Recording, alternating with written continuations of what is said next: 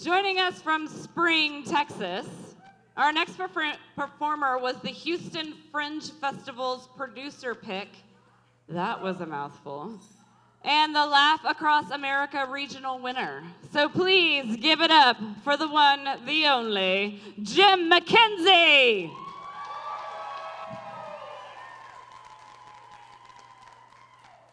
Good evening.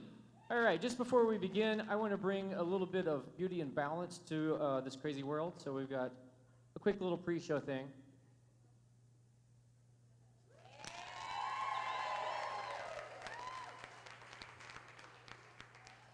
But wait, there's more.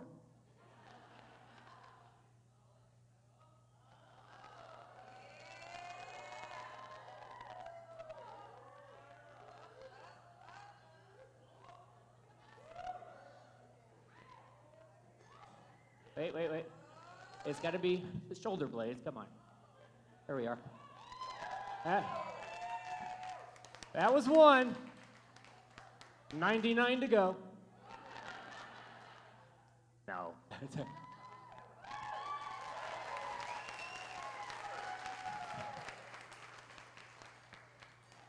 Yeah. All right. My name is Jim Mackenzie. I am from Spring, Texas, as we said. That sort of keeps me undercover. I'm going to do one more pre-show trick. This is not actually in the show yet. I hope to get it in the show one day soon. I think it's a pretty cool trick. It's a bit of culture. I thank you. One person. I was like, we're all having fun, and I mentioned culture, and you're like. Now, what I have in my right hand is a paper parasol, all the way from Japan. In my left hand, a rubber ring, all the way from. Let's just say the Orient. It sounds more mysterious, okay? But Walmart was probably correct as well. I think all those answers pretty much will cover it. And now a bit of traditional Japanese juggling. Oh. Woo. Thank you. That's an amazing response. It normally doesn't get that much response, and I'm okay with that. I've come to the sad realization that this is a very beautiful cultural juggling trick that can only truly be appreciated by fans of NASCAR.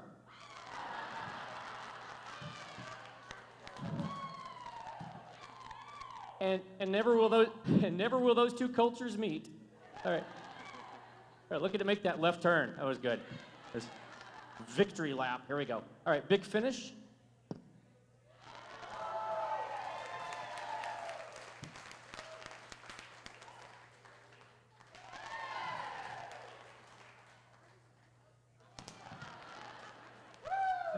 I just like watching all you people going. All right, now let's get this thing going. The official introduction. My name is Jim Mackenzie. I'm now going to do for you a short comedy variety show involving absolutely no magic. Cool, you're good with that. Great. So, sometimes people see these and think, oh, it's going to be the cups and balls magic trick. No, this is much more, your Tom Cruise cocktail hour. Hey, save the applause for the end. I have a weak finish. You'll know it when you see it. Let's see if we can get all 4 cups. There we go. Around here. This is over the shoulder, different hand. Not bad. Over the shoulder, same hand. I was surprised too, thanks. This one I have to sneak up on the cup. So if you could keep your commotion down for just a moment, they sneak up on the cup.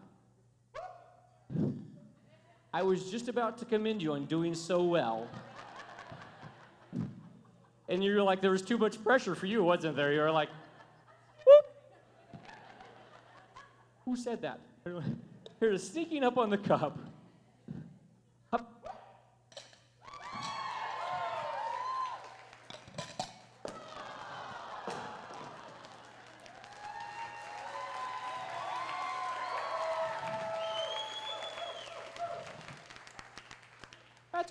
That's why this is an introductory trick. Anytime during the show you do see this pose, it does mean I successfully completed the trick.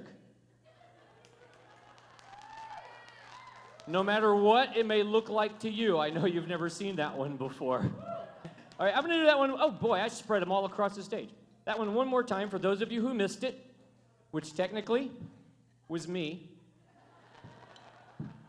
All right, now when I throw all these cups into the air, if I could get just a little bit more of the distracting strobe effect, that would be really cool. A little more would be great. All right. All the cups.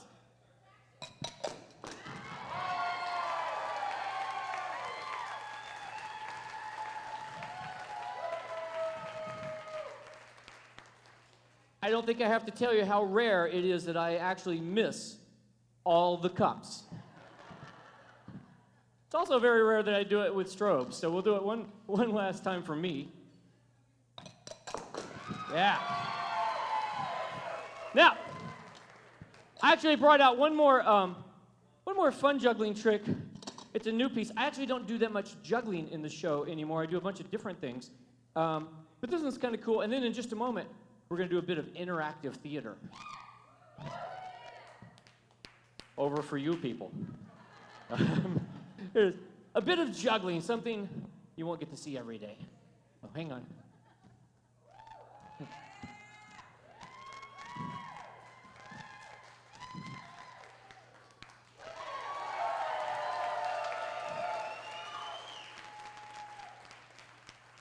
Thank you. That was a fun one that I did on YouTube, actually on Facebook, and had tons of jugglers just go crazy about it. No one's ever seen that little mixed juggling bounce before. Now, what we're going to do is a bit of interactive theater. It means you're going to decide what direction the show goes. If you like, I can do some more juggling. But if you, the voting audience, prefers, I could do a very disturbing sideshow stunt. How quickly a pleasant crowd turned into an angry mob. All right. Now we're gonna vote democratically. Well, I mean, as democratically as we can in the country today.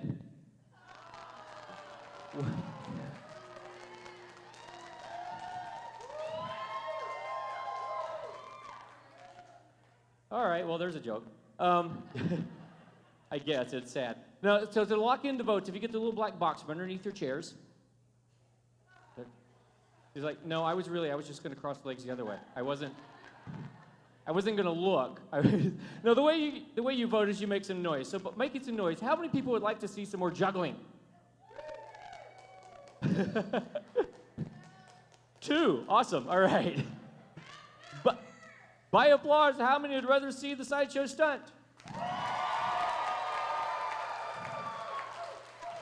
All right.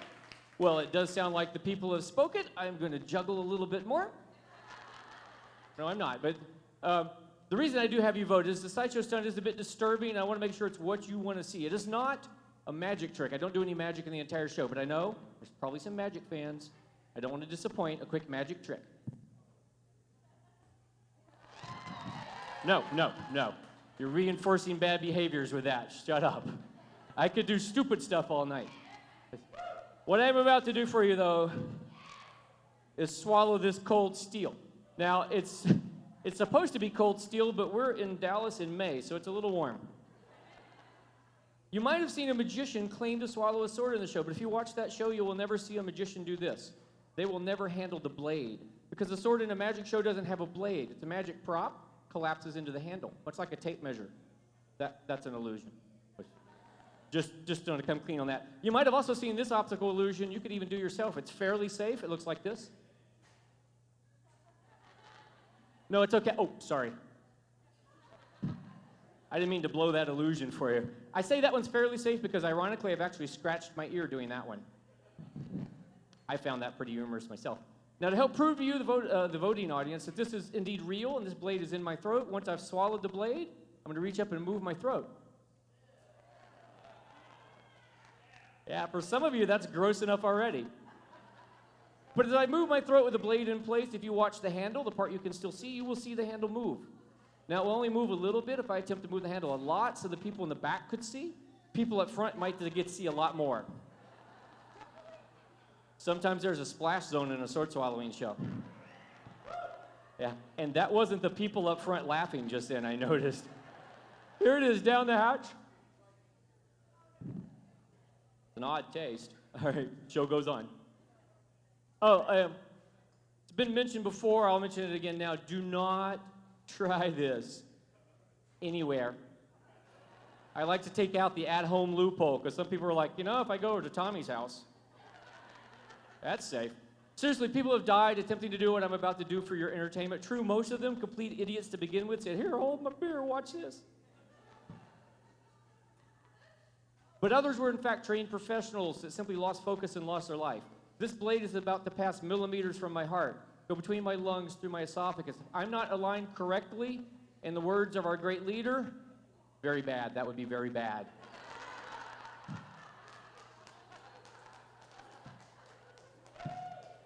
It'd be bigly bad. It really would.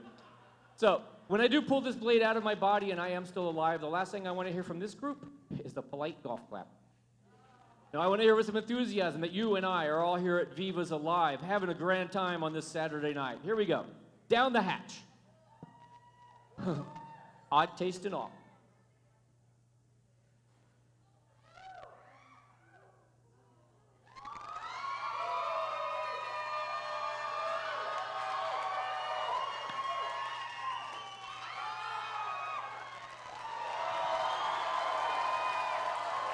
All right.